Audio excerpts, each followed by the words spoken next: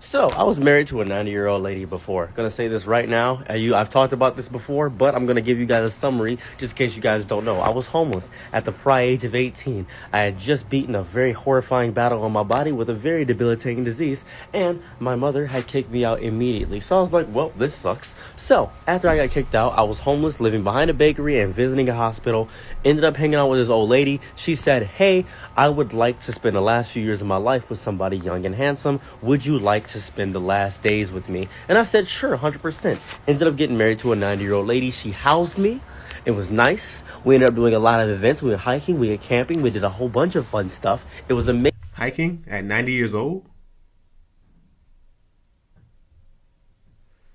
Hiking at 90 years old. Amazing. This is around the winterish time, so we had to actually travel and do a lot of things. It was amazing. It was fun. She ended up passing, ended up getting her house and things of that nature. So that's the summary of everything. A lot to throw at you, but I just want to talk about the aftermath of everything because everybody always asks what happened after it. Firstly, grandchildren. Everybody always asks about the grandchildren. They hated me. There was no question about how much they despised me. They didn't enjoy me at all. They said, you're garbage. You're a piece of trash. I hate you. I hope nothing good happens with you. I'm just like, well. So after all that happened, I ended up having to go through this whole legal battle, this whole legal process about this entire situation. After the legal battle happened, I was like, well, I win because we ended up consummating the marriage. Things of that variety. One, I'm going to point this out right now. Variety. Margaret, for the sake of that's what I'm going to call her today. Margaret was not a groomer. She helped me out.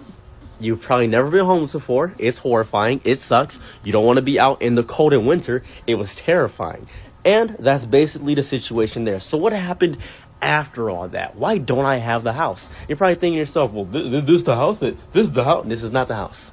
This is not the house. I was like 10 years ago, maybe at this point, 9 years ago. No, this is not the house. The house, I sold it. Sold the house because it was huge. It's a big house. Couldn't deal with cleaning all that. I'm not going to clean a house that big.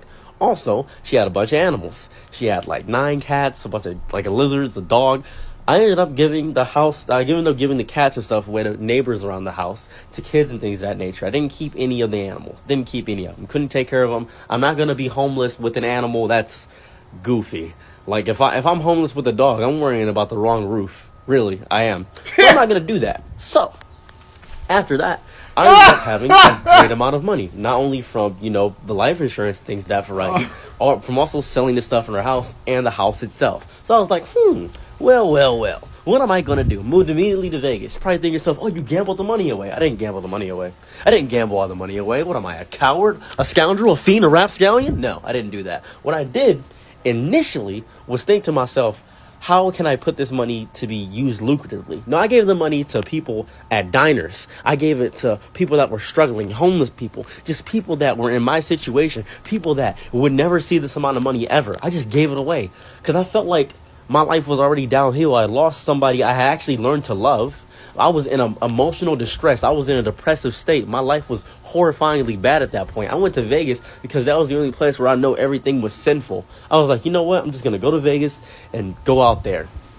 After I went to Vegas, horrifying aspects happened. After I went to Vegas, crazy things happened. And I won't talk about that right now. I'll talk about that in another story. But that's the aftermath of me being married to a 90-year-old lady. So if you're curious about what happened after that, that's what happened. I mean, first of all, bro, why did you come on here and tell us that unsolicited information? We didn't need to know that.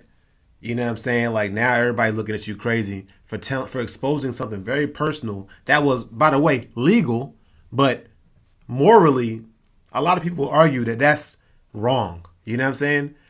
Because if she didn't have all those things, you probably would have never been with her. And of course, people would think that maybe you should marry somebody for love and not for security. But at the same time, I must add, my personal opinion, I feel like he finessed her. You know what I'm saying? He's sounding like he genuinely loved her and, appreciated her. And he probably did. I don't know. I don't know him. But I will say he didn't do anything different than what a lot of women do when they have sugar daddies.